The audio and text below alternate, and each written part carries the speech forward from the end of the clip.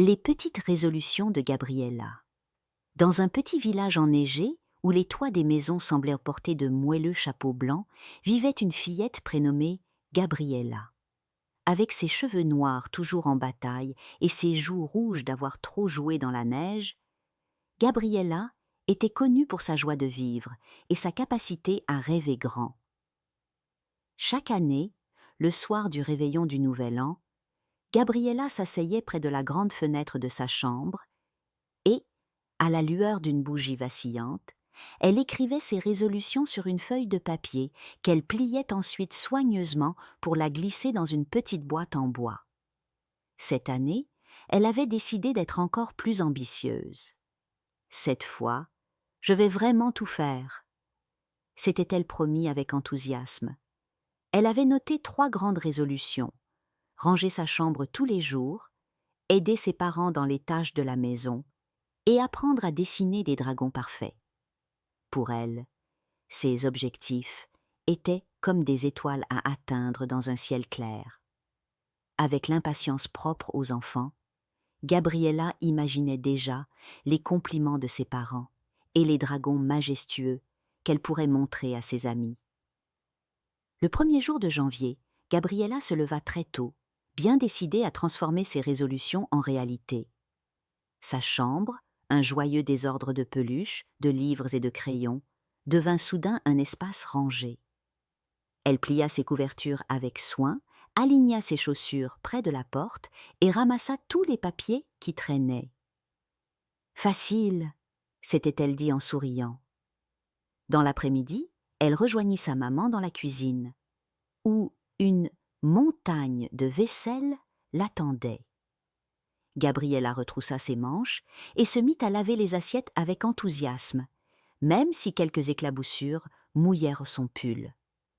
Enfin, en fin de journée, elle s'installa avec un crayon et un carnet à dessin. Elle traça les contours d'un dragon, mais le résultat était loin d'être majestueux. Le dragon avait une tête démesurée, des ailes rikiki et un sourire tellement tordu qu'il semblait sur le point d'éclater de rire. « Ce n'est pas grave, je vais m'améliorer !» se rassura-t-elle en riant elle aussi. Les jours suivants, Gabriella continua sur sa lancée, mais l'enthousiasme initial s'éroda peu à peu. Un matin, alors qu'elle devait ranger sa chambre, elle fut tentée par la neige fraîchement tombée dehors. Les rires de ses amis jouant à faire des bonshommes de neige furent plus forts que ses bonnes intentions. Elle sauta dans ses bottes et courut les rejoindre.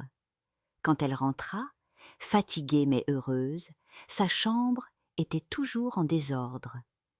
Gabriella haussa les épaules et se dit qu'elle le ferait le lendemain. Un autre jour, sa maman lui demanda de l'aider à éplucher des carottes pour la soupe, mais Gabriella préféra s'installer près de la cheminée avec un livre.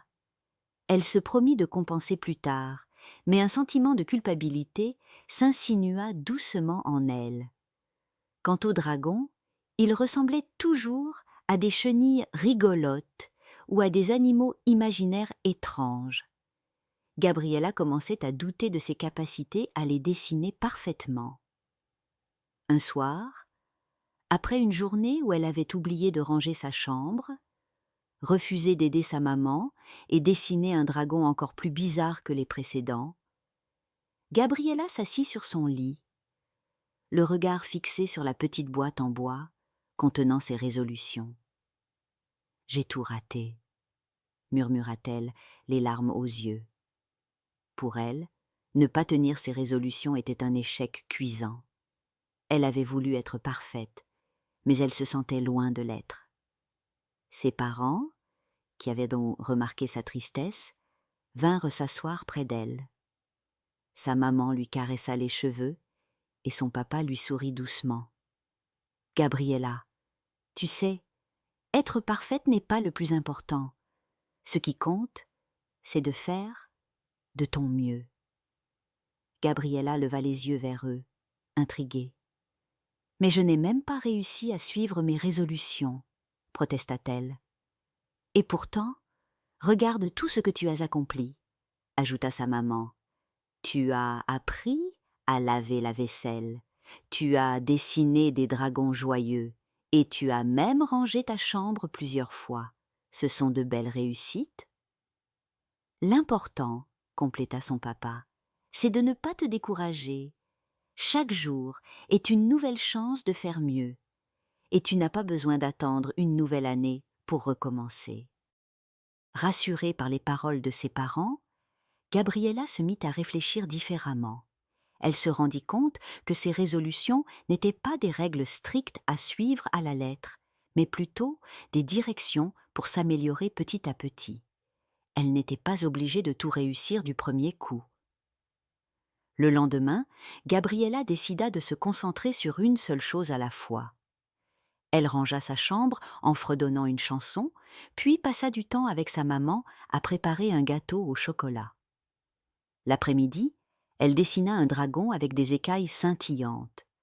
Ce n'était pas encore parfait, mais c'était déjà mieux. Chaque jour, une petite victoire, se dit-elle en souriant.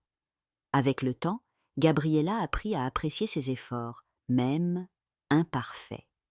Elle comprit que l'essentiel était de grandir à son rythme et de ne pas se juger trop sévèrement. Ses parents l'encourageaient à célébrer chaque petit succès, qu'il s'agisse d'un dragon amusant ou d'un lit bien fait. Le soir du réveillon suivant, Gabriella écrivit de nouvelles résolutions. Cette fois, elle ajouta une phrase importante en bas de sa liste: « Faire de mon mieux, un jour à la fois. Bonne nuit, mes petits rêveurs. »